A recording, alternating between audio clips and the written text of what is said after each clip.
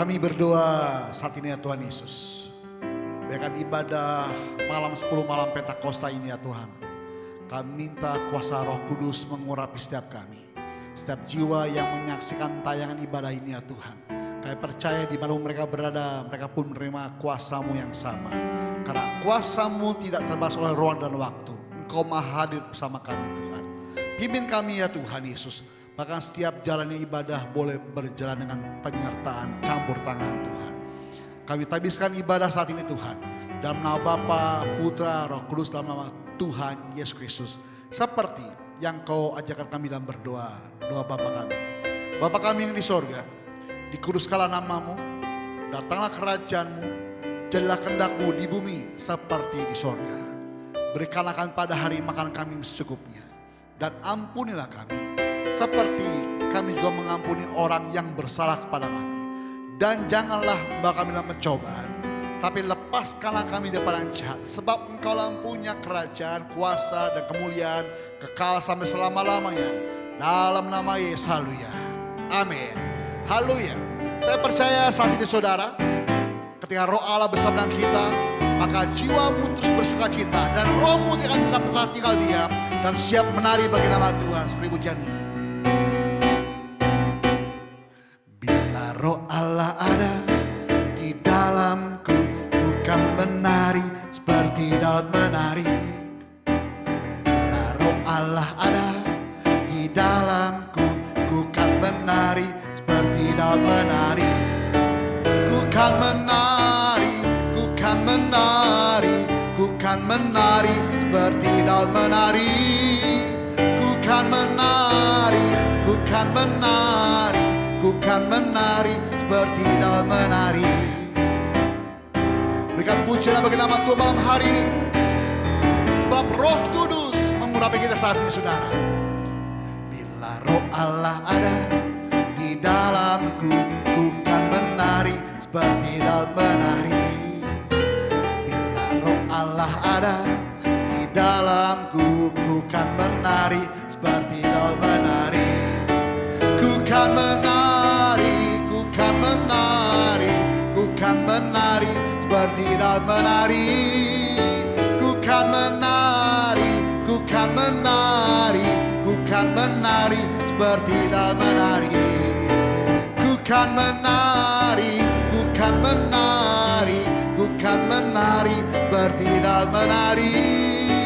Ku kan menari, ku kan menari, ku kan menari seperti Daud menari. Roh Kudus merapi kami malam hari ini. Setiap pujian kami hanya untuk Tuhan saat ini. Bila Roh Allah ada di dalamku, ku kan menari seperti Daud menari. Bila Roh Allah ada di dalamku, ku kan menari seperti Daud menari. Semua. Ku kan menari, ku kan menari, ku kan menari seperti Daud menari. Oh, ku kan menari, ku kan menari, ku kan menari seperti Daud menari. Ku kan menari, ku kan menari, ku kan menari seperti Daud menari. Ku kan menari, ku kan menari, ku kan menari seperti Daud menari. Umat Tuhan saja. Ku kan menari, menari, ku kan menari seperti Daud menari. Oh, ku kan menari, ku kan menari, ku kan menari. Yuk bersama bagi nama kita para Tuhan. Ku kan menari, ku kan menari, ku kan menari seperti Daud menari. Ku kan menari, ku kan menari, ku kan menari seperti Daud menari.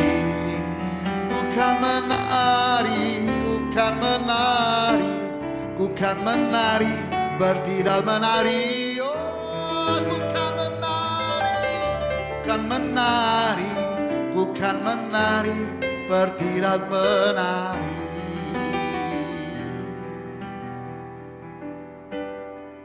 Kami bawa hati kami saat ini ke hadapan Tuhan. Kami sungguh butuh Engkau ya Tuhan. Lebih khusus di malam menjelang Pentakosta ini ya Tuhan.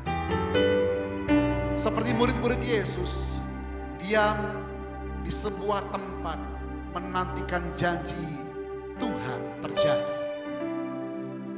Pencurahan Roh Kudus dijanjikan bagi mereka semua yang mau duduk diam di kaki Tuhan. Juga seperti kami saat ini ya Tuhan Yesus. Kami mau duduk manis di kaki Dia, di kaki Tuhan saat ini. Kami mau menikmati dekapan Tuhan. Karena kami tahu tembok tidak bisa memisahkan kami untuk kami mengabdi beribadah kepada Tuhan. Sebab Engkau Maha hadir bagi kami. Terima kasih ya Tuhan.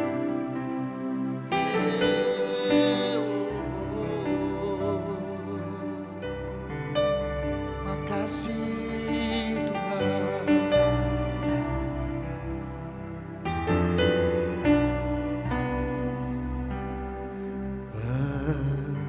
Penasehat di hidupku,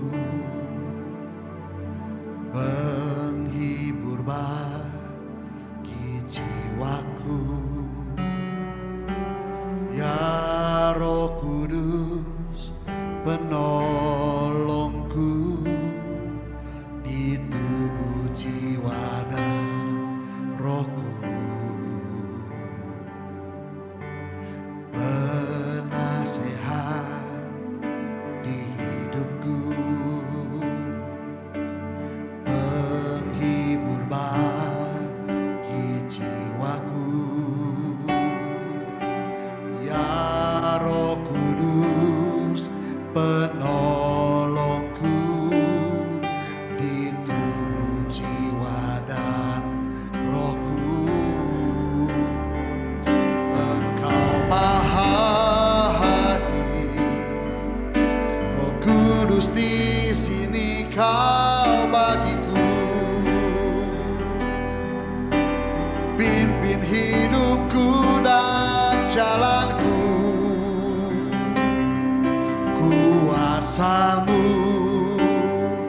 hidupkan jiwaku.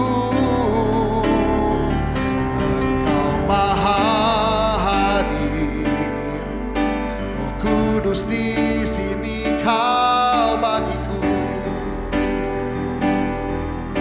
Naungi hidupku dan jalanku, kuasa-Mu terjadi bagiku. Kami imani Kau ada bersama kami malam ini Tuhan. Penasehat di hidupku,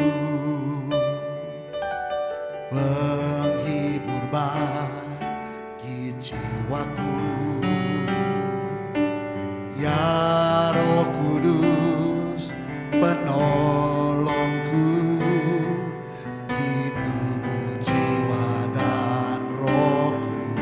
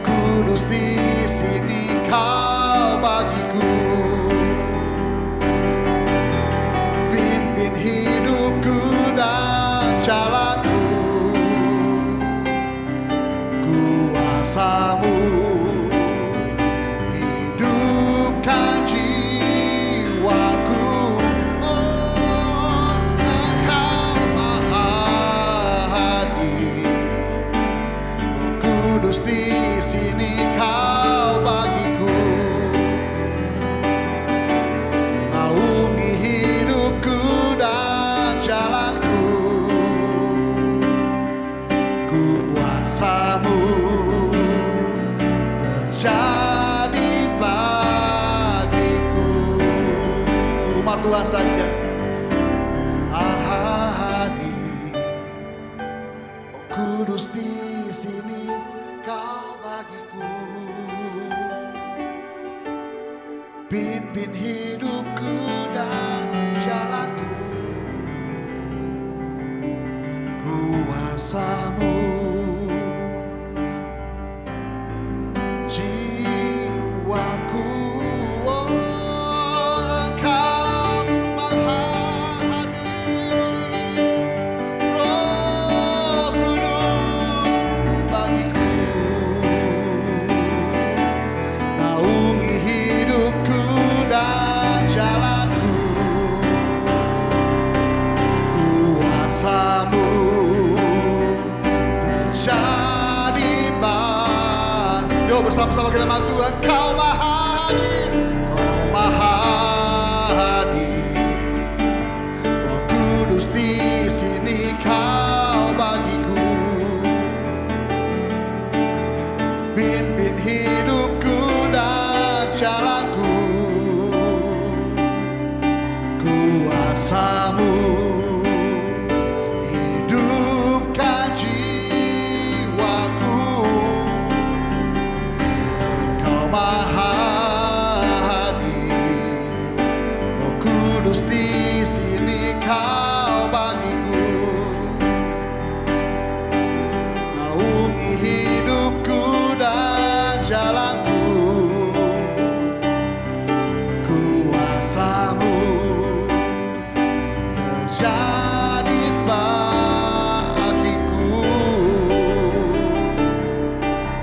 Kau hadir bagi kami. Kau hadir Tuhan bagi kami. Kami rindukan lawatan-Mu. Kami hauskan Kau. Yesus Tuhan, lahirkan kami dengan Roh-Mu Tuhan. Oh, urapi kami dengan kuasa-Mu.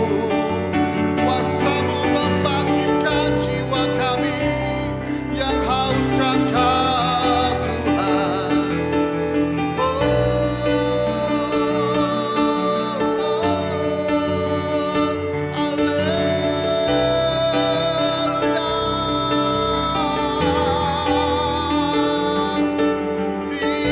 Terima kasih. Urapan-Mu yang baru, anggur-Mu yang baru bagi kami, minyak-Mu yang baru Tuhan, Kau curahkan atas kami saat ini.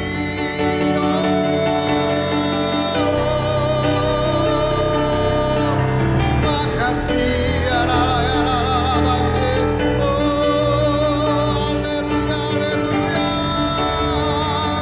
Kau hadir bagi kami, Kau lawan setiap kami Tuhan. Terima kasih. Mari jamah kami ya Roh Kudus malam ini. Mari lawan setiap kami, setiap hati kami yang hauskan Kau Tuhan. Kami rindukan.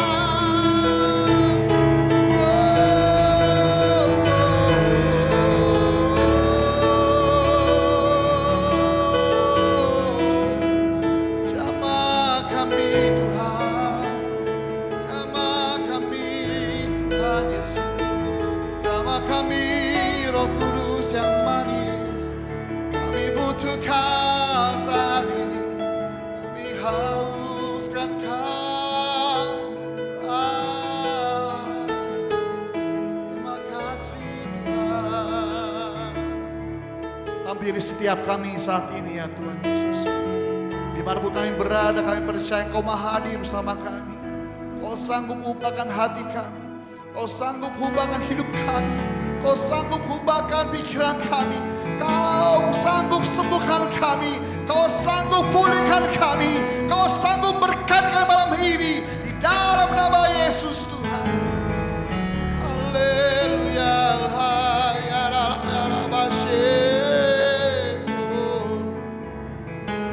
Terima kasih.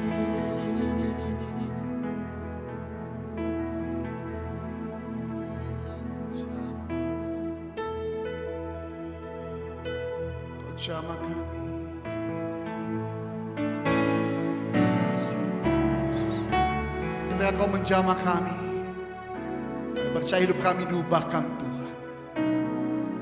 Ketika kami mengalami Tuhan malam ini, hidup kami berharga di mata-Mu hati ini ya Tuhan Yesus. Terima kasih ya Tuhan. Terima kasih Tuhan Yesus. Buka hatimu dapat Tuhan saat ini saudara. Akan pujian bagi nama Tuhan. Ia jamah selam hidupku dan beri damai di hatiku.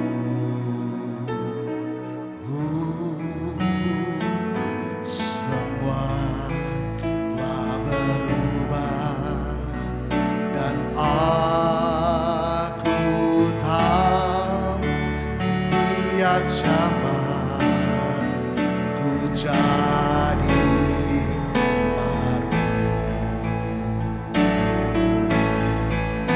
Yesus jamah selam hidupku dan beri damai di hatiku. Semua telah berubah dan aku tahu Yesus jamah ku jadi. Berikan pujian bagi nama Tuhan saat ini saudara. Dia jamah selam hidupku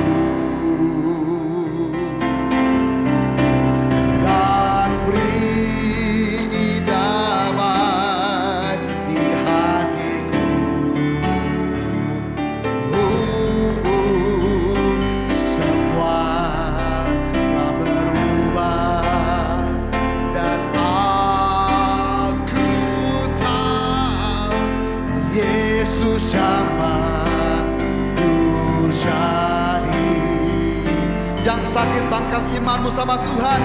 Yesus jamah kami. Yesus jamah selam hidupku. Oh, dan beri damai kami Tuhan. Beri damai di hatiku. Semua telah berubah dan aku tahu Yesus jamah ku jadi. Yang patah pengharapan dengan pujian bagi nama Tuhan malam ini. Yesus jamah, masih ada mujizat Tuhan selam hidupku. Masih ada kesempatan Tuhan berikan saat ini saudara. Dan beri damai di hati. Bagikan imanmu. Semua telah berubah bersama Tuhan. Haleluya. Semua telah berubah dan aku tahu Yesus jamah ku jadi. Yesus jamah kami. Yesus jamah selam hidupku. Mari mengalir kuasa-Mu ya Tuhan. Dan beri satu persatu Tuhan hampiri malam ini di hatiku. Setiap hati yang kering Tuhan lawan malam ini. Semua telah berubah dan aku tahu Yesus jamah ku jadi baru. Yang percaya berikan tepuk tangan sorak-sorak bagi Yesus malam hari ini. Sebab Dia jamah hidup kita. Dia pulihkan hidupmu. Sumbu yang pudar tidak Tuhan padamkan. Bulu yang terkulai tidak Tuhan patahkan.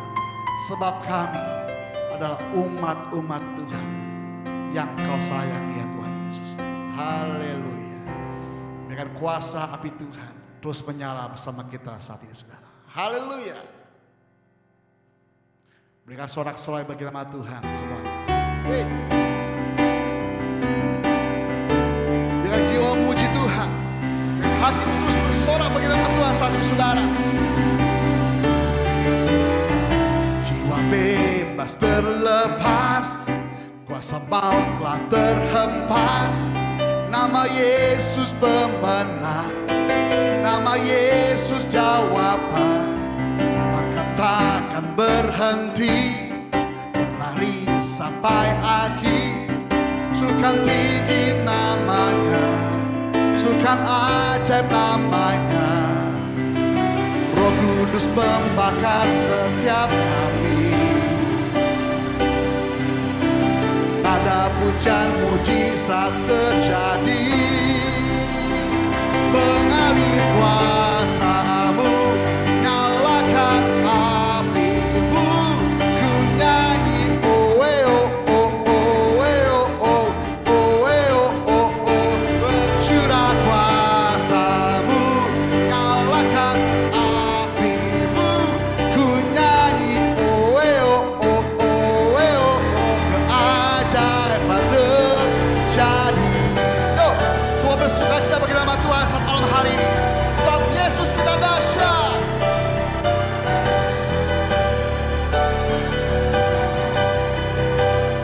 Langkah takkan berhenti, berlari sampai akhir. Sukan tinggi namanya, sukan ajaib namanya. Roh Kudus membakar setiap kami. Hey. Nada pujian mujizat terjadi. Semua mengalir kuasa-Mu, nyalakan api-Mu. Ku nyanyi oh oh oh oh oh oh oh oh. Tercurah kuasa-Mu, nyalakan api-Mu. Ku nyanyi oh oh oh oh. Keajaiban terjadi. Yuk semua bersorak-sorai bagi nama Tuhan malam hari ini. Yuk ikuti dengan pujian malam hari saudara.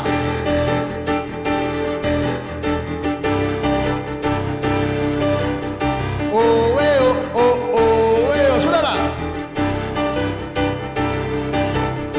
Oh oh oh oh.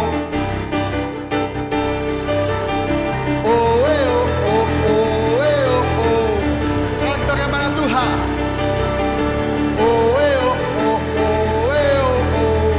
Mengalir kuasa-Mu Tuhan, mengalir kuasa-Mu, nyalakan api-Mu. Ku nyanyi oh oh oh oh. Tercurah kuasa-Mu, nyalakan api-Mu. Ku nyanyi oh oh. Keajaiban terjadi. Hey. Yesus kita dahsyat luar biasa malam hari ini. Wow. Hey, haleluya, haleluya, haleluya, haleluya. Lebih dalam kami menyembah Tuhan di saat ini ya Tuhan Yesus. Karena hati kami benar-benar haus akan Engkau. Jiwa kami haus akan Engkau ya Tuhan. Terlebih haus akan kebenaran firman-Mu ya Tuhan Yesus. Urapi kami dengan hikmat-Mu. Ajar kami merendah di hadapan Tuhan. Agar kami mau dididik oleh kebenaran firman Tuhan malam hari ini. Ya Allah Roh Kudus, pimpin kami. Terima kasih Tuhan.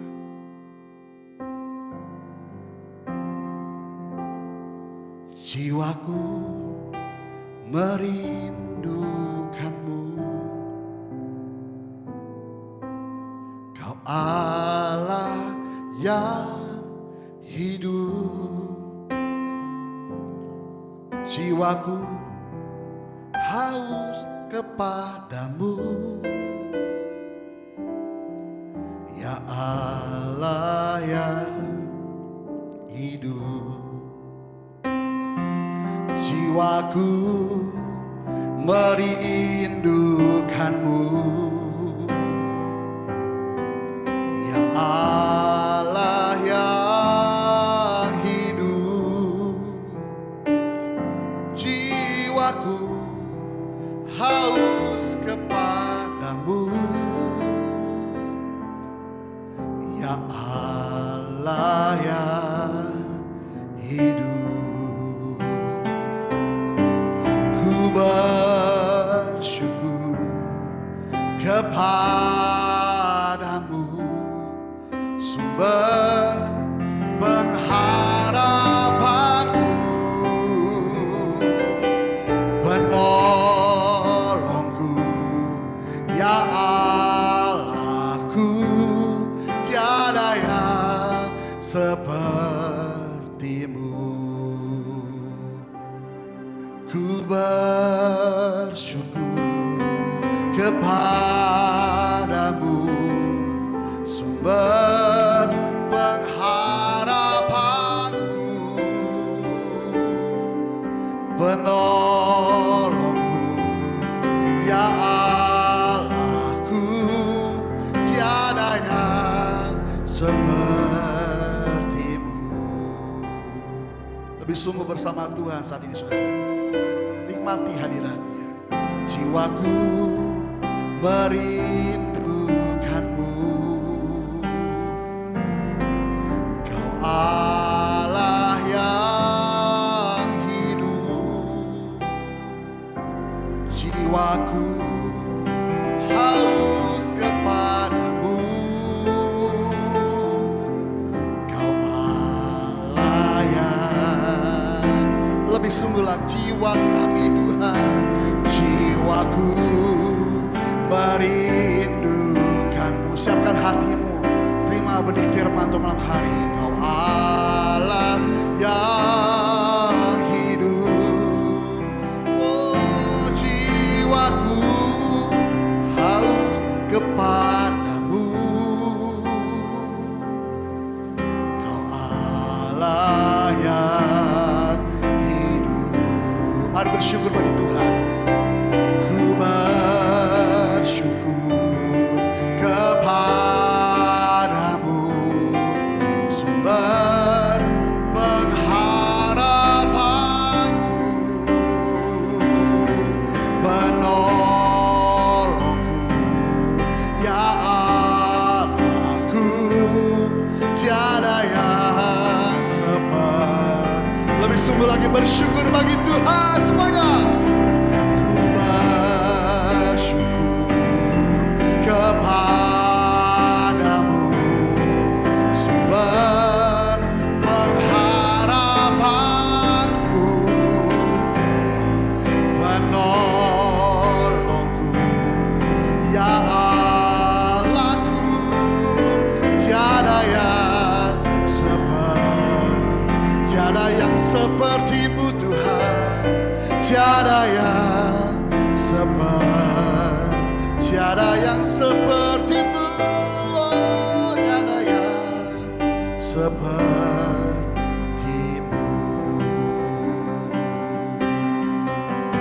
tiada yang sepertimu dalam hidup kami. Haleluya, Kau yang memberi kepuasan, Kau yang memberi kesegaran bagi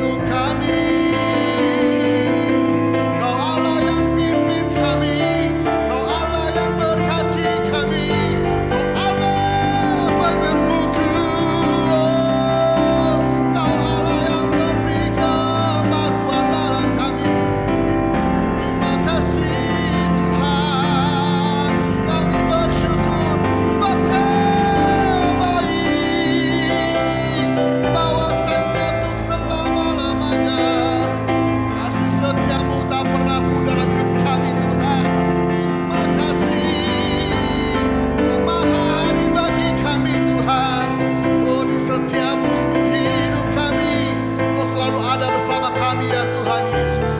Terima kasih, terima kasih. Haleluya, haleluya, haleluya. Terima kasih Tuhan. Kami sungguh haus akan Kau ya Tuhan. Seperti janji-Mu berkata, firman berkata, nantikanlah Tuhan. Maka malam ini kami menantikan Tuhan melawat kami. Menantikan memperbarui hidup kami ya Tuhan Yesus. Kasih-Mu melingkupi kami malam ini ya Tuhan. Jamah kami ya Roh Kudus. Shikiala batala lama mama shikidededede.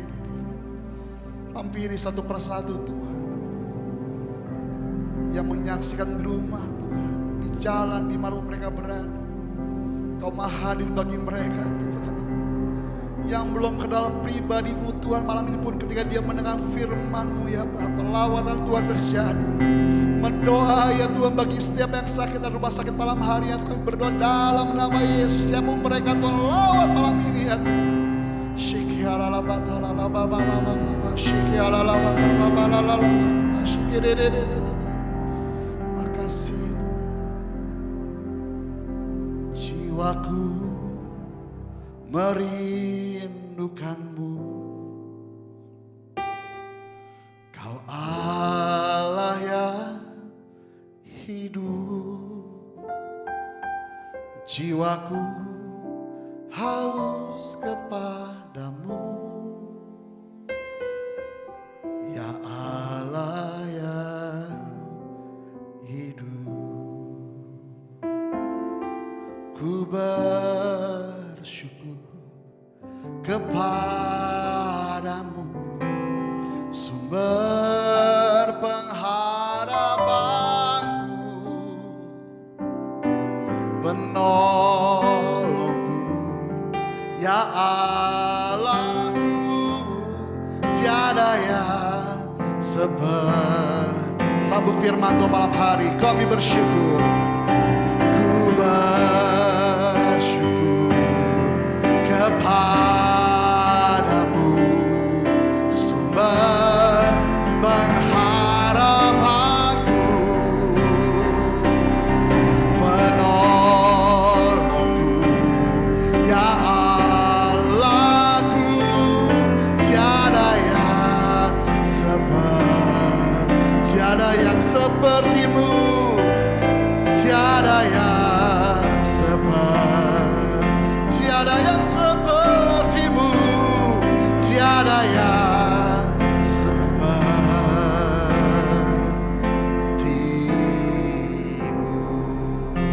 Berikan sorak saya pujian bagi nama Tuhan malam hari ini. Haleluya. Mari kita satukan hati, kita doa saudara. Mengucap syukur Tuhan, kami sudah beberapa hari berdoa dalam rangkaian doa 10 hari menjelang Pentakosta. Kami percaya kalau kami setia dalam doa kami, dalam pengharapan kami seperti yang dikerjakan oleh murid-murid 2000 tahun yang lalu, maka setiap kami akan mengalami pemulihan, setiap kami akan mengalami baptisan Roh Kudus, setiap kami akan memperoleh janji Bapa, setiap kami akan mendapatkan kekuasaan dari tempat tinggi itu. Maka bicaralah malam hari ini kepada kami semua Tuhan, agar kami semuanya setelah ibadah ini tidak sama ketika sebelum memulai ibadah. Kami diberkati Tuhan, semakin punya pemahaman yang benar tentang iman kami kepadamu. Terlebih kami akan semakin jadi pribadi yang hidup kami bisa menyenangkan Tuhan. Jamah kami, jangan ada satupun kami yang Kau lalui. Haleluya, amin. Shalom saudara, senang bersama dengan saudara pada malam hari ini. Sudah beberapa hari kita berdoa, berkumpul bersama-sama, kita beribadah dalam rangkaian doa 10 hari ini. Saya percaya setiap kita akan mengalami pembaharuan dari Tuhan, setiap kita akan mengalami yang disebut dengan baptisan Roh Kudus yang akan kita rayakan hari Pentakosta itu beberapa hari ke depan.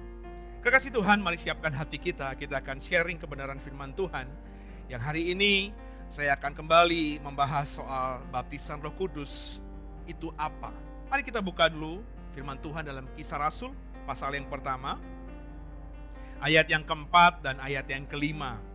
Kisah Rasul pasal pertama ayat keempat dan ayat kelima. Bersama saya, 3, 1 ya.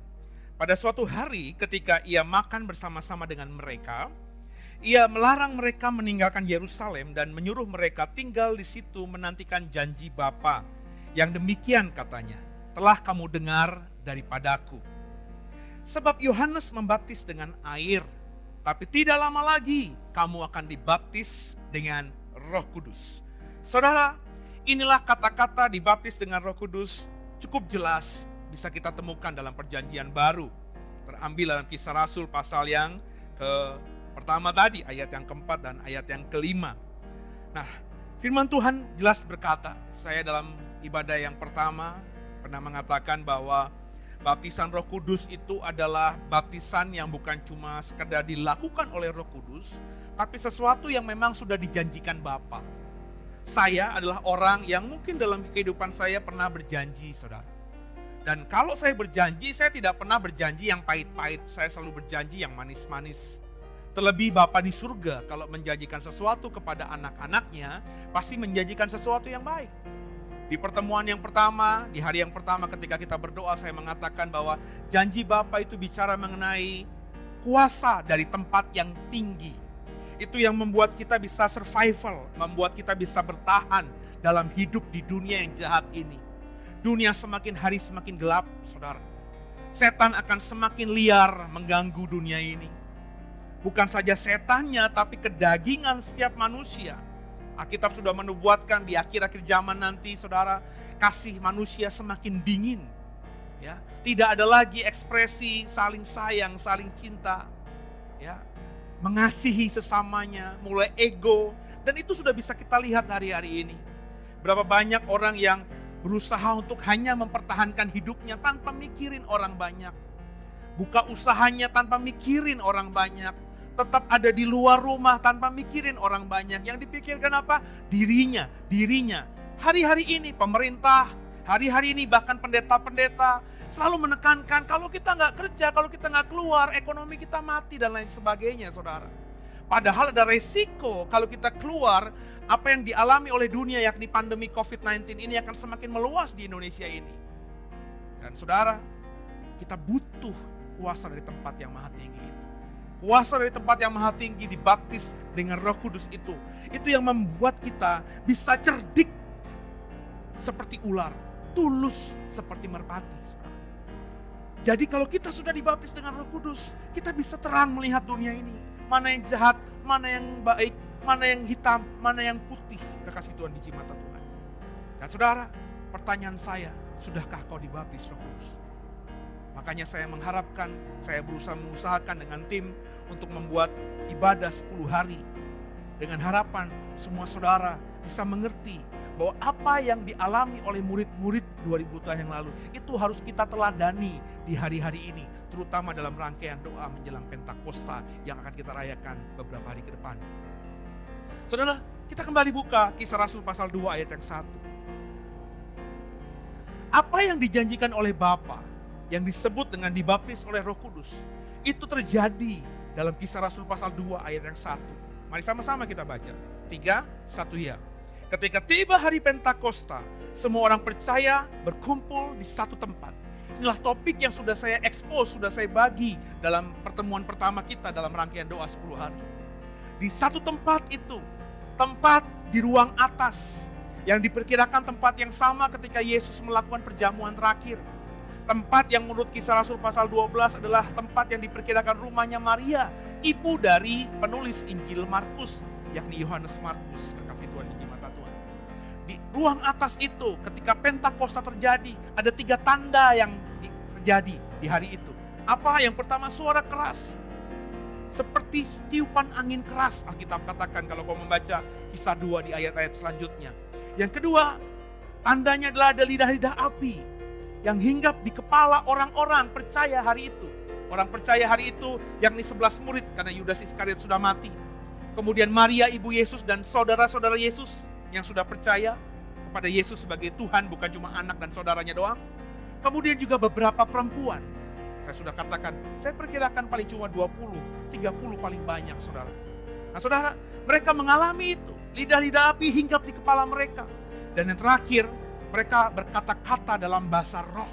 Berkata-kata dengan bahasa yang diberikan roh kepada mereka untuk dikatakan. Kasih Tuhan, biji mata Tuhan. Jadi sejak zaman Kisah Rasul, baptisan Roh Kudus itu identik dengan beroleh Roh Kudus. Nah saudara, ada yang menarik dengan statement saya barusan. Sejak zaman Kisah Rasul, baptisan Roh Kudus itu identik dengan beroleh Roh Kudus. Jadi rupanya kalau kita membaca Kisah Rasul, tidak serta-merta orang yang percaya Yesus itu beroleh Roh Kudus. Sesuatu yang dipahami oleh orang-orang Kristen hari ini adalah peristiwa yang bersamaan. Jadi ketika Jesus, I believe in you, mereka beri diri mereka dibaptis. Banyak orang Kristen kebanyakan itu percaya bahwa mereka sudah beroleh Roh Kudus di waktu yang bersamaan ketika mereka dibaptis itu. Tapi kalau kita melihat Kisah Rasul, saudara, jelas ada beberapa kasus di Alkitab kita. Bahkan mayoritas kalau kita lihat Kisah Rasul, itu penerimaan iman mereka kepada Yesus sebagai Tuhan Juru Selamat itu tidak serta-merta membuat mereka memperoleh Roh Kudus itu. Ada dua hal yang berbeda, dua peristiwa yang berbeda. Dan itu akan saya coba bagikan kepada saudara di malam hari ini. Coba kita lihat saudara, Kisah Rasul pasal yang ke-8, ayat yang ke-15 terlebih dahulu. Kisah Rasul pasal 8 kalau kita baca di rumah nanti ayat 4 Bapak Ibu, itu peristiwanya perikopnya Filipus di Samaria. Filipus ketemu dengan sida-sida, ya, kemudian membaptis sida-sida itu, ya. Kemudian Filipus ke Samaria, Filipus mempertobatkan orang Samaria. Bapak Ibu tahu orang Samaria kan? Orang Samaria ini musuh dari orang Yahudi. Yesus sempat membuat perumpamaan, ada orang yang habis dirampok di pinggir jalan, biarkan setengah mati. Kemudian lewat orang yang disebut dengan ahli agama, imam. Mereka melewatinya. Tapi ada orang Samaria yang baik hati yang menolong orang ini. Sebenarnya secara normalnya dalam kehidupan sehari-hari, orang Samaria itu gak mungkin bertegur sapa dengan orang Yahudi. Makanya ada peristiwa ketika Yesus ada di sumur Yakub di Samaria. Perempuan yang mau mengambil air di sumur itu berkata kepada Yesus, "Masakan kamu minta air kepadaku?" Kenapa? Karena bagi orang Samaria, gak mungkin orang Yahudi itu minta tolong kepada mereka, begitu pula sebaliknya. Ada permusuhan yang begitu kuat di antara kelompok-kelompok ini. Dan kalau kita belajar sejarah gereja, sejarah Alkitab, itu dimulai ketika kerajaan Salomo pecah, saudara, 10 di utara, 2 di selatan. Sejak saat itu yang namanya Israel Utara dengan Yahudi, Yehuda, itu selalu bertengkar, ribut, tidak pernah berdamai. Kekasih Tuhan, biji mata Tuhan. Nah saudara, ini peristiwa yang kita baca dalam Kisah 8, ini peristiwa ketika Filipus habis melawat Samaria. Dan orang Samaria bertobat, sudah percaya Yesus, percaya terhadap Injil yang disampaikan Filipus. Kemudian berikutnya Petrus dan Yohanes datang ke Samaria, ke tempat di mana Filipus sebelumnya sudah menginjil. Apa yang terjadi di situ? Pasal 8 ayat 15, Kisah Rasul, kita baca saudara. Bersama saya. 3, 1 ya. Setibanya di situ, kedua rasul itu, kalau kita lihat ayatnya, di atasnya Petrus dan Yohanes. Petrus dan Yohanes berdoa supaya orang-orang Samaria itu beroleh Roh Kudus. Perhatikan baik-baik. Padahal kalau kita membaca ayat-ayat di atasnya, mereka sudah percaya kepada Filipus. Coba kita lihat ayat 12-nya, supaya saudara bisa benar-benar ngerti apa maksud saya. Kisah 8 ayat 12. Tapi sekarang mereka percaya kepada Filipus yang memberitakan Injil tentang kerajaan Allah dan tentang nama Yesus. Dan mereka memberi diri mereka dibaptis, baik laki-laki maupun perempuan.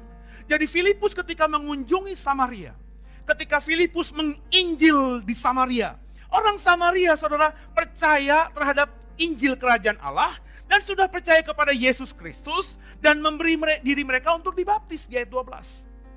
Tapi ayat 15 menginformasikan ketika Petrus dan Yakobus datang ke tempat itu. Mereka berdoa agar orang-orang Samaria yang sudah percaya Injil kerajaan Allah, agar orang-orang Samaria yang sudah percaya kepada Yesus, agar orang Samaria yang sudah dibaptis itu menerima atau beroleh Roh Kudus. Kasih Tuhan, biji mata Tuhan. Jangan keraskan hatimu. Alkitab saya jelas mengatakan ada kemungkinan besar antara iman percayamu kepada Yesus itu tidak serta-merta membuatmu beroleh Roh Kudus. Itu makanya gak heran di luar sana banyak orang sudah Kristen sejak kecil. Orang sudah Kristen melayani Tuhan, tapi maafkan saya kehidupan sehari-harinya lebih parah daripada orang dunia. Hari Minggu dia bisa ke gereja, hari Minggu bisa melayani Tuhan, tapi jinah cabul jalan terus, istri disakiti, main kasar, main tangan, pokoknya musuh di mana-mana, berbisnisnya nggak bener, curi di sana, korupsi di sini. Itu menandakan saudara, orang ini meskipun sudah percaya kepada Yesus, nggak beroleh Roh Kudus. Mereka percaya kepada Yesus tapi nggak punya Roh penolong itu, sehingga hidup mereka tetap hidup kedagingan, saudara. Karena Roh Kudus adalah Roh penolong, kata Yesus. Jadi kekasih Tuhan, biji mata Tuhan, saya tidak menghakimi saudara. Tapi kalau saudara sudah percaya Yesus, berdasarkan ayat dan khotbah saya ini, coba introspeksi diri. Apakah kau sudah memperoleh Roh Kudus itu atau belum? Lanjut kita baca ayat yang berikutnya, ayat 16. Bersama saya, 3-1 ya. Sebab Roh Kudus belum turun di atas seorang pun di antara mereka. Perhatikan baik-baik.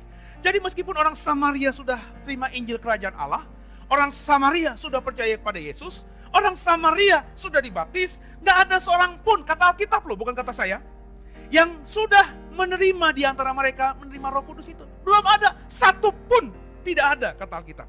Karena mereka hanya dibaptis dalam nama Tuhan Yesus. Ayat 17-nya, perhatikan baik-baik. Kemudian keduanya, kemudian Petrus dan Yakobus menumpangkan tangan di atas mereka, lalu mereka menerima Roh Kudus. Kekasih Tuhan, biji mata Tuhan. Baru setelah Petrus dan Yakobus menumpangkan tangan mereka di antara orang-orang percaya di Samaria itu, mereka baru menerima Roh Kudus. Roh Kudus turun atas orang-orang Samaria. Orang-orang Samaria menerima Roh Kudus, memperoleh Roh Kudus. Loh, tandanya apa? Dari mana mereka mengatakan, Alkitab mengatakan mereka sudah menerima Roh Kudus? Kita lihat saudara di ayat-ayat yang ke-46, ayat-ayat berikutnya saudara. Coba kita lihat yuk. Maafkan saya ya, itu dalam konteks yang lainnya. Dalam cerita Kisah Rasul pasal 8, mereka sudah menerima Roh Kudus. Ayat 18, ayat 19. Saya baca buat saudara ayat di bawahnya. Ya. Ketika Simon melihat bahwa pemberian Roh Kudus, bahwa mereka sudah beroleh Roh Kudus, terjadi oleh karena rasul-rasul itu menumpangkan tangan, ia menawarkan uang kepada mereka. Ini Simon bukan Simon Petrus, tapi Simon yang memang berprofesi sebagai orang yang suka dengan hal-hal goib seperti hal itu. Orang yang sudah bertobat di zamannya Filipus menginjili Samaria, tapi belum menerima Roh Kudus. Ketika dia melihat Petrus dan Yakobus menumpangkan tangan kepada orang percaya di Samaria, orang percaya di Samaria menerima Roh Kudus, itu ternyata tanda kasat mata, bisa dilihat mata. Sehingga si Simon ini akhirnya menawarkan sejumlah uang kepada baik Petrus maupun Yohanes, agar dia juga bisa punya kuasa untuk menumpangkan tangan kepada orang, dan orang yang ditumpangi tangan dia bisa terima Roh Kudus. Kita lanjutkan yuk, ayat berikutnya, ayat 19-nya, saya baca buat saudara. Serta berkata, berikanlah juga kepadaku kuasa itu, supaya jika aku menumpangkan tanganku di atas seorang, ia beroleh menerima Roh Kudus. Jadi saudara, yang terjadi di Samaria, dalam Kisah 8, ketika orang-orang percaya akhirnya hasil penumpangan tangan Petrus dan Yakobus, mereka menerima Roh Kudus. Penerimaan Roh Kudus itu ditandai dengan sesuatu yang kasat mata, yang bisa dilihat. Sehingga akhirnya si Simon ini, saudara, orang yang memang berprofesi dengan hal-hal goib, okultisme, perbuatan sihir sebelum dia bertobat, dia akhirnya meminta kepada Petrus dan Yakobus, aku kasih uang sama kalian ya, tapi beri kuasa itu, supaya kedepannya nanti kalau aku tumpangi tangan, orang-orang yang kutumpangi tangan ini akan terima Roh Kudus juga. Seperti yang kulihat ketika kalian menumpangi tangan, mereka terima Roh Kudus. Aku bisa melihat, maka orang-orang yang kutumpangi tangan juga nanti bisa melihat bahwa mereka mengalami Roh Kudus. Jadi penerimaan Roh Kudus, pemberian Roh Kudus, memperoleh Roh Kudus, itu ditandai dengan hal-hal yang kasat mata. Jadi maafkan saya, kalau Roh Kudus itu dikatakan ketika datang kepada seseorang, menjamah seseorang, terus ada orang dibaptis Roh Kudus, orang ini diem aja terus dia bersaksi, saya sudah mengalami baptisan Roh Kudus. Apa yang disaksikannya tidak alkitabiah, saudara. Nanti kalau Bapak Ibu mengikuti terus khotbah ini, ya, saudara akan melihat bahwa orang yang memperoleh Roh Kudus, orang yang menerima Roh Kudus, orang yang mengalami pencurahan Roh Kudus, orang yang dibaptis Roh Kudus, orang yang mengalami Pentakosta, apa yang mereka alami itu kelihatan kasat mata. Di Kisah Rasul tadi, tanda yang kasat mata tadi apa? Mereka melihat lidah-lidah api turun di atas kepala mereka. Mereka mendengar ada suara tiupan angin keras. Dan mereka juga bisa berkata-kata dengan bahasa yang baru, bahasa yang lain. Seperti yang diberikan roh kepada mereka untuk dikatakan. Itu semua hal yang bersifat lahiriah. Orang yang mengalami Roh Kudus, orang yang dibaptis Roh Kudus, orang yang memperoleh kekuasaan dari tempat tinggi itu, pasti ada ekspresi yang kelihatan, saudara. Ekspresinya kasat mata. Ekspresinya bisa dilihat, bisa didengar, dan bisa dinilai, saudara. Secara objektif, bukan subjektif. Kemudian, saudara, kita lihat peristiwa yang lainnya. Kita sekarang buka Kisah Rasul pasal 10. Kalau tadi bicara mengenai baptisan Roh Kudus di Samaria, ini juga baptisan Roh Kudus yang dialami oleh orang yang belum percaya, saudara. Bahkan orang kafir juga, yakni orang yang bernama Cornelius. Kalau Bapak Ibu melihat Kisah 10 ayat 1, saya baca buat saudara, Kisah 10 ayat 1, di Kaisarea ada seorang yang bernama Cornelius, seorang perwira pasukan yang disebut pasukan Italia. Dari namanya dia jelas bukan orang Yahudi, dan informasi selanjutnya dia perwira pasukan yang disebut pasukan Italia. Orang-orang yang berasal dari daerah Italia. Jadi besar kemungkinan Cornelius adalah orang Italia juga. Karena dia adalah pemimpin pasukan Italia. Saat itu Italia dikuasai Roma, kekaisaran Roma. Dan pasukannya di bawah kepemimpinan Cornelius ditempatkan dalam tugas di wilayah Israel. Tepatnya di wilayah Kaisarea, saudara. Nah, ini orang asing, orang kafir. Tapi kalau kita membaca ayat yang kedua, dikatakan ia saleh, ia serta seisi rumahnya takut akan Allah, dan ia memberi banyak sedekah kepada umat Yahudi, senantiasa berdoa kepada Allah. Jadi besar kemungkinan meskipun dia orang Italia, orang kafir, orang tak bersunat, tapi Cornelius ini ketika ada di Kaisarea, dia mengalami Tuhan. Sehingga akhirnya dia percaya kepada agama Judaism. Agama yang menyembah kepada Elohim Adonai, Allahnya Abraham, Ishak dan Yakub. Sehingga akhirnya kalau kita belajar sejarah Alkitab kita, orang kafir kalau mau menjadi orang yang menganut agama Yahudi, menyembah kepada Allahnya Abraham, Ishak dan Yakub, bisa diterima sebagai orang yang beragama Yahudi, maka dia harus melakukan proselit. Ya, proselit itu adalah baptisan, ya.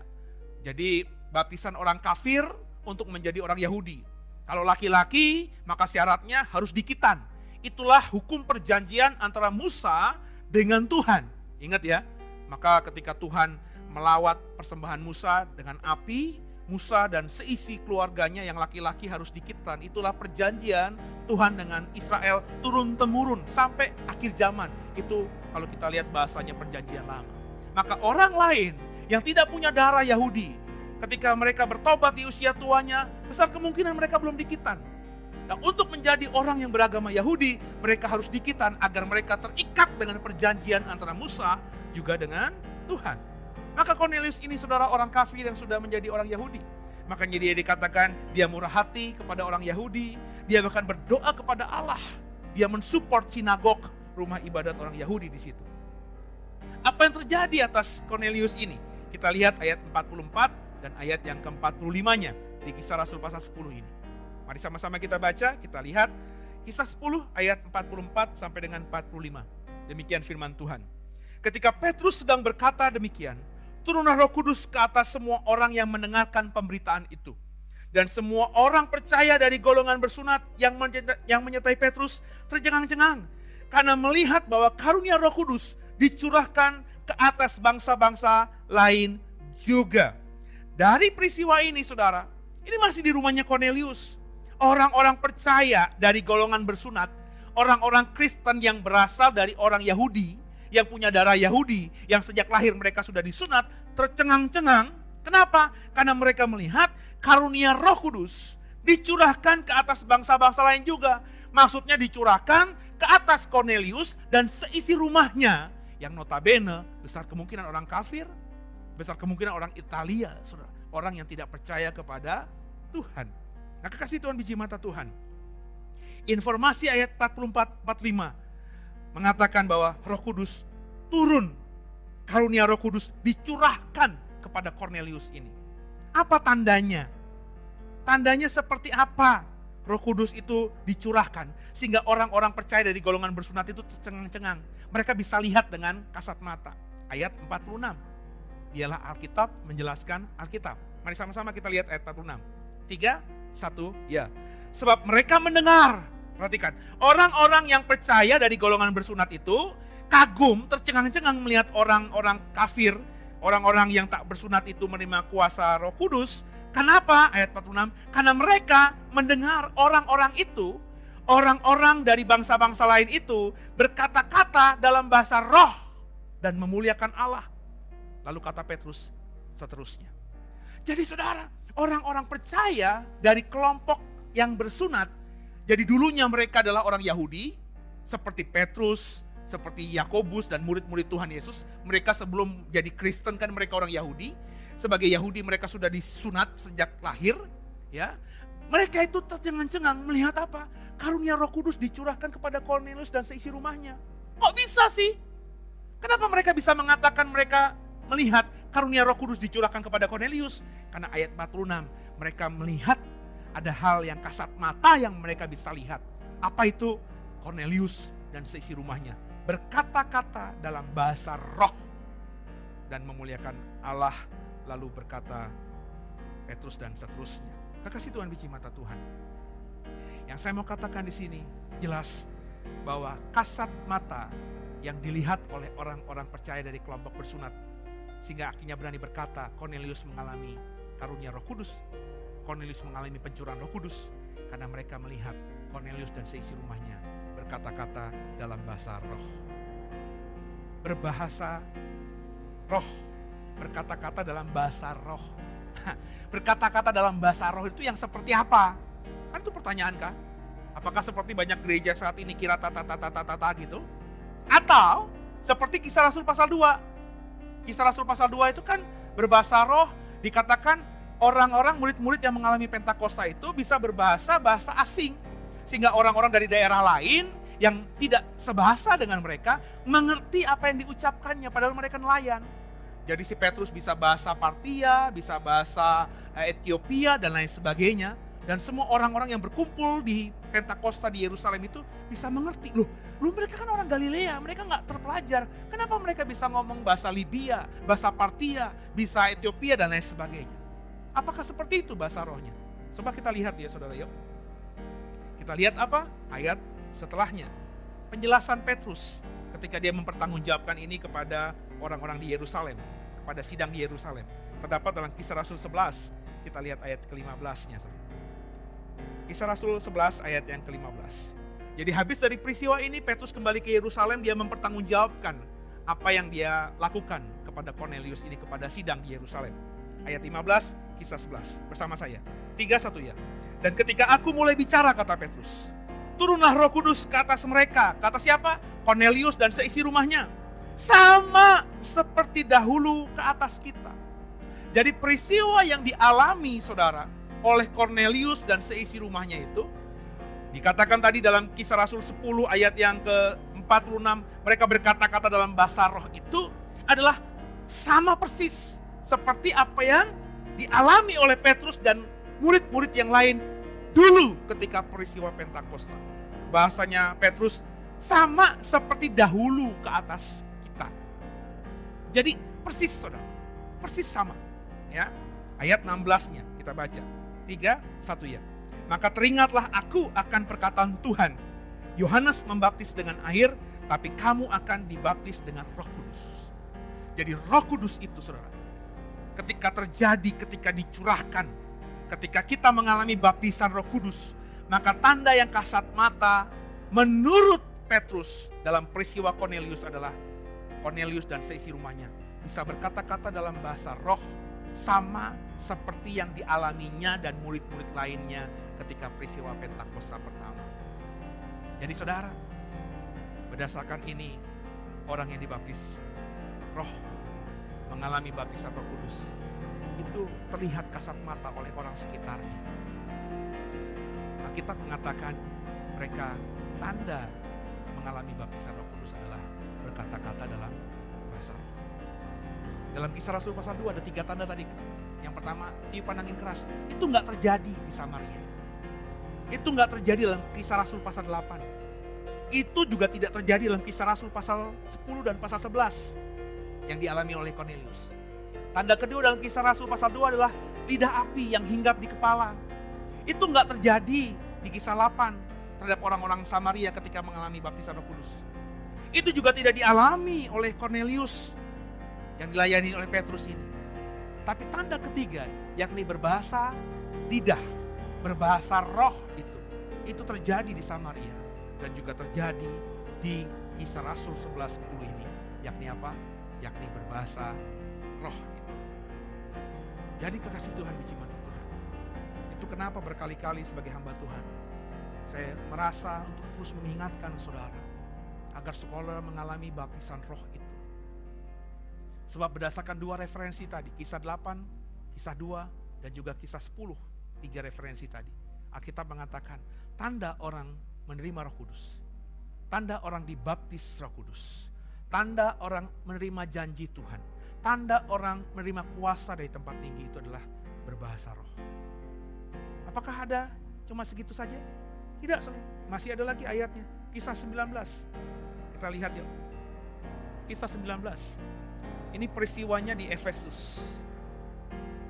Yang melayani di sini adalah Paulus. Saya akan baca buat saudara. Kisah 19 ayat 1 sampai ayat yang ke-6. Perhatikan Alkitabmu. Kisah 19 ayat 1 sampai 6. Demikian firman Tuhan. Ketika Apolos masih di Korintus, Paulus sudah menjelajah daerah-daerah pedalaman dan tiba di Efesus. Di situ didapatinya beberapa orang murid, katanya kepada mereka, "Sudahkah kamu menerima Roh Kudus ketika kamu menjadi percaya?" Akan tetapi mereka menjawab dia, "Belum, bahkan kami belum pernah mendengar bahwa ada Roh Kudus." Itu kata orang-orang percaya yang sudah terima Yesus, sudah menerima kerinjil kerajaan Allah. Mereka belum tahu Roh Kudus, bahkan gak pernah mendengar ada terminologi Roh Kudus dalam iman Kristen itu. Lalu ayat 3-nya. Lalu kata Paulus kepada mereka, "Kalau begitu dengan baptisan manakah kamu telah dibaptis?" Jawab mereka, "Dengan baptisan Yohanes." Baptisan pertobatan tadi. Kata Paulus ayat 4, "Baptisan Yohanes adalah baptisan orang yang telah bertobat. Dan ia berkata kepada orang banyak bahwa mereka harus percaya kepada dia yang datang kemudian daripadanya, yaitu Yesus." Ketika mereka mendengar hal itu, mereka memberi diri mereka dibaptis dalam nama Tuhan Yesus. Dan ketika Paulus menumpangkan tangan, kembali menumpangkan tangan, di Samaria Petrus dan Yakobus menumpangkan tangan. Di Cornelius Petrus menumpangkan tangan. Di Efesus ini Paulus juga menumpangkan tangan. Di atas mereka turunlah Roh Kudus ke atas mereka. Turunlah Roh Kudus ke atas kepala, ke atas hidup, ke atas tubuh orang-orang percaya di Efesus itu. Dan mulailah mereka berkata-kata dalam bahasa roh dan bernubuat. Ayat 7-nya, jumlah mereka adalah kira-kira 12 orang. Jadi saudara, peristiwa di Efesus ini peristiwa di mana Paulus bertanya kepada orang percaya, kurang lebih 12 orang itu. Orang yang sudah percaya kepada Yesus, orang yang sudah percaya kepada Injil Kerajaan Allah. "Kalian sudah terima Roh Kudus belum?" Kata mereka, "Kami gak pernah dengar. Tapi kami sudah percaya, kami sudah dibaptis dengan baptisan Yohanes itu, baptisan pertobatan itu.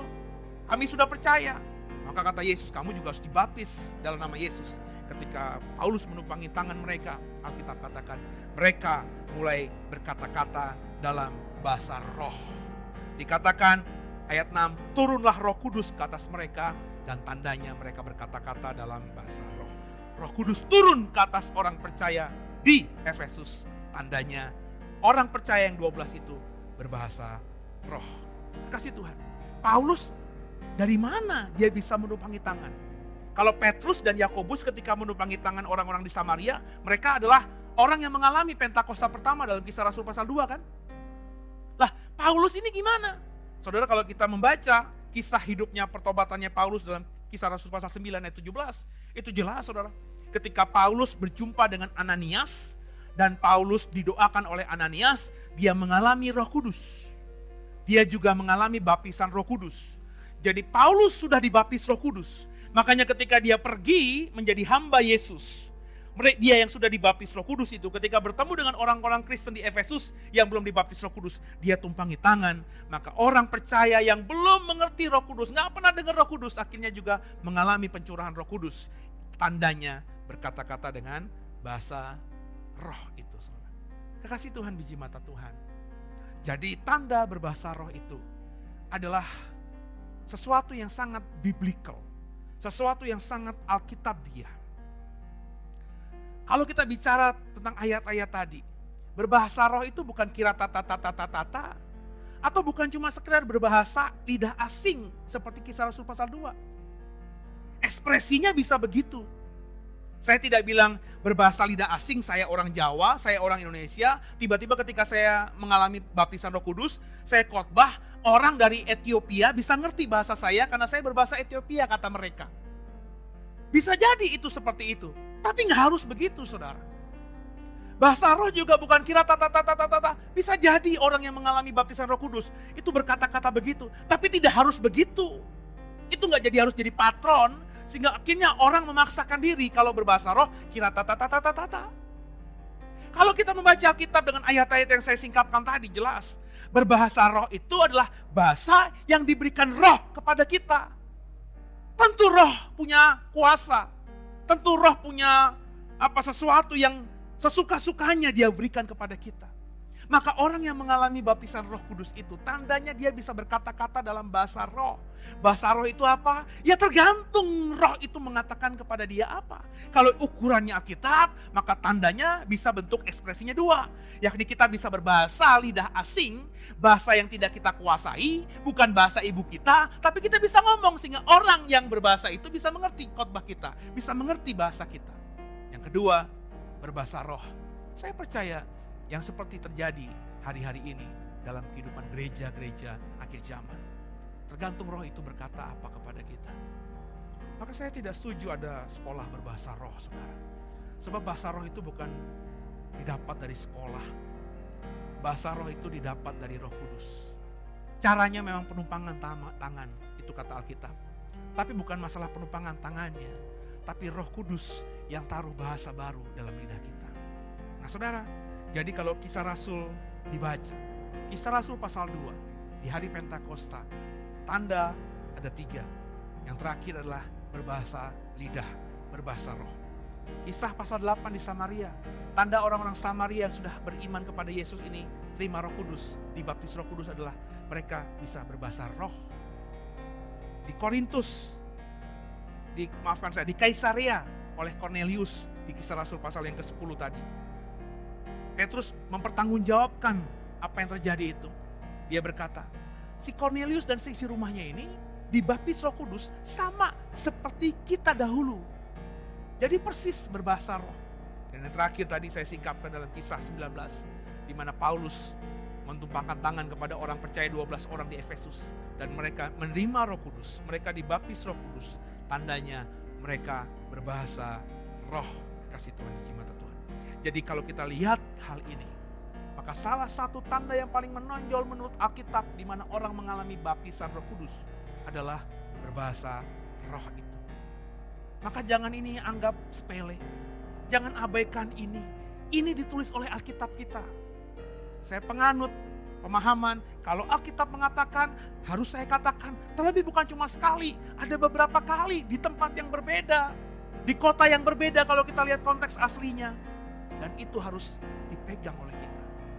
Yuk, di doa 10 hari menjelang Pentakosta, beberapa hari lagi kita akan mengalami Pentakosta. Doa sungguh-sungguh agar Bapak Ibu mengalami baptisan Roh Kudus. Kalau Bapak Ibu belum mengalaminya. Kalau sudah, gak ada salahnya kita berdoa untuk Roh Kudus kembali kita alami. Dan tanda orang yang dibaptis Roh Kudus adalah menerima bahasa-bahasa yang diberikan roh kepadanya. Yang disebut Alkitab adalah bahasa roh itu. Semoga dipahami dan terimalah baptisan Roh Kudus. Tundukkan kepala, kita doa. Makasih Tuhan buat firman yang sudah kami dengar pada malam hari ini. Kami dibukakan beberapa pasal dalam Kisah Rasul. Kisah Rasul pasal 2, Kisah Rasul pasal 8, Kisah Rasul pasal yang 10, Kisah Rasul pasal yang ke-19. Ada 4 tempat dalam Kisah Rasul. Yang menulis Kisah Rasul adalah Tabib Lukas. Tabib Lukas adalah orang yang akademis, orang yang berpikir dengan logika karena dia adalah seorang tabib. Tentu ketika dia mencatatkan peristiwa-peristiwa dalam Kisah Rasul, dia mencatatkan sesuatu yang sangat objektif. Kalau kita membaca Bapak Ibu Kisah Rasul pasal 1, si Lukas ini sudah meneliti dengan sungguh apa yang dia mau tulis dari banyak saksi. Jadi bukan 1-2 orang, tapi dari banyak saksi. Injil Lukas adalah Injil yang paling objektif, Injil yang paling kalau dilihat dari sudut pandang akademis, yang paling akademis. Karena ditulis, bukan dia sendiri yang menulis, tapi ditulis karena berdasarkan hasil penelitian. Begitu juga Kisah Rasul. Nah saudara, buka hatimu sungguh-sungguh. Dari peristiwa-peristiwa di Kisah 2, Kisah pasal yang ke-8, 10, dan 19, semua orang yang mengalami baptisan Roh Kudus, menerima Roh Kudus itu, dilihat oleh orang sekelilingnya, ada efeknya, ada ekspresinya, ada tanda kasat matanya. Apa itu? Kalau kau tidak keraskan hati, Alkitab dengan jelas mengatakan mereka semua berbahasa roh. Maka saudara, kalau kau ingin dibaptis Roh Kudus hari ini, buka hatimu. Buang segala pemahaman teologiamu, karena Alkitab sudah jelas mengatakan hal seperti ini. Buka hatimu. Sungguh-sungguh minta agar Roh Kudus membaptis dirimu. Dan saya akan tumpangi tangan saudara. Kita tidak bisa bertemu muka dengan muka. Tapi kalau kita mengimani sungguh, meskipun dibatasi oleh jarak, hanya bisa melihat saya dengan layar handphonemu, layar laptopmu, atau layar TVmu. Tapi percayalah, kuasa Tuhan yang kita sembah itu melintasi dimensi ruang dan waktu. Angkat tanganmu, saya akan tumpangi tangan saudara. Tuhan, hamba angkat tangan, menumpangkan tangan kepada semua hamba-hambamu yang sedang angkat kedua tangannya, agar mereka mengalami baptisan Roh Kudus itu. Maka apa yang dialami oleh orang-orang di Samaria, apa yang dialami oleh Korintus di Kaisarea, apa yang dialami oleh orang-orang di Efesus, terjadi atas semua hamba-hambamu yang angkat tangan hari ini. Seperti kuasa yang diberikan kepada Petrus, kepada Yakobus, kepada Paulus, aku percaya kuasa yang sama sekarang ini ada dalam tanganku. Aku tumpangi tangan semuanya dalam nama Yesus. Terima Roh Kudus. Dilawat Roh Kudus. Roh Kudus tercurah atas saudara. Aku percaya dalam nama Yesus, mulai hari ini kau terima Roh Kudus. Kau memiliki bahasa-bahasa yang baru, seperti yang Roh taruh di bibir lidah mulutmu.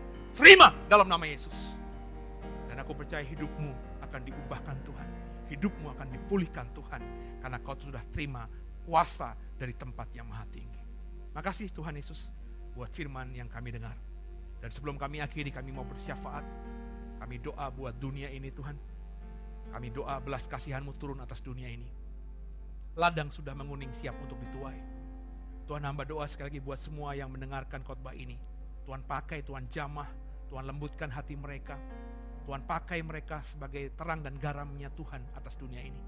Sehingga bisa menangkan orang, menangkan jiwa bagi hormat kemuliaan nama Tuhan. Berkati semua gereja-Mu, gereja besar, gereja kecil, gereja kota, gereja daerah, di luar negeri maupun di pelosok tanah air ini. Tuhan, doa agar gereja-Mu diberkati Tuhan. Di masalah pandemi COVID-19 ini, kami semua gereja Tuhan bisa survival, terpelihara. 5 roti 2 ikan terjadi atas hidup kami. Berkat apapun yang ada di tangan gereja-Mu, berkat apapun yang ada dimiliki oleh hamba-hamba-Mu, meskipun kecil, aku percaya 5 roti 2 ikan terjadi.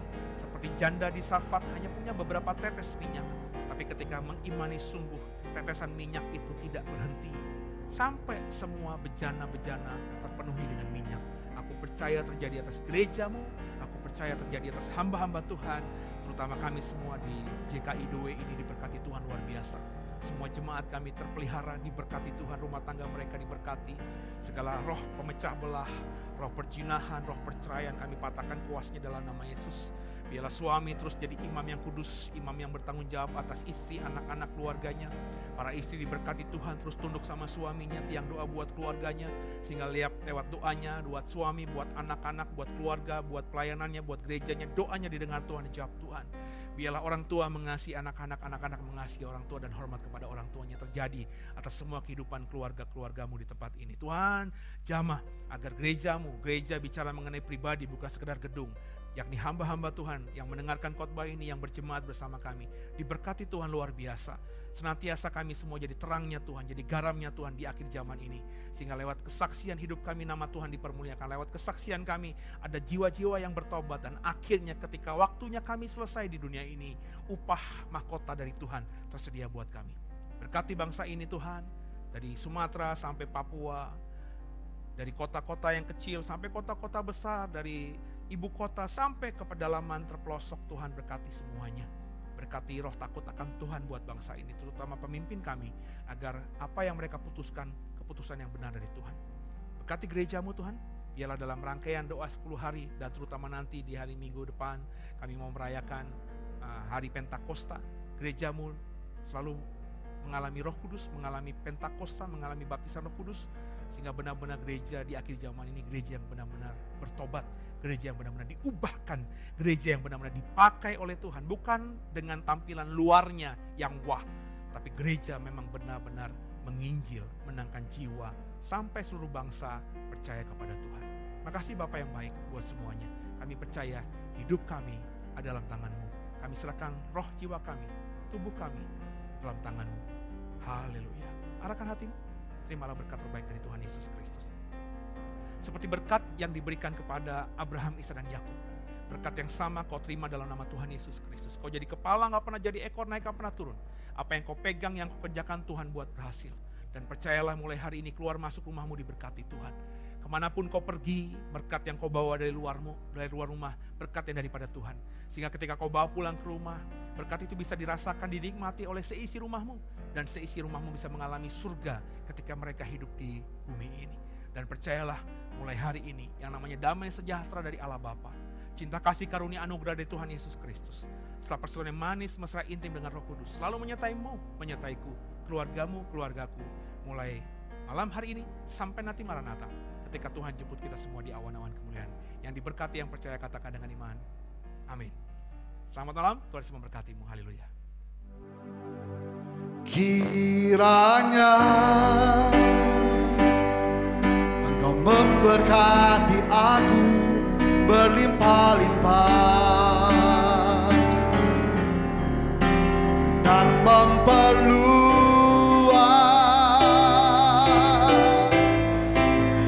daerahku. Oh, dan kiranya tanganmu menyertai aku dan melindungi aku daripada malapetaka, sehingga kesakitan tidak menimpa aku. Tuhan mendengarkan dan menjawab doaku.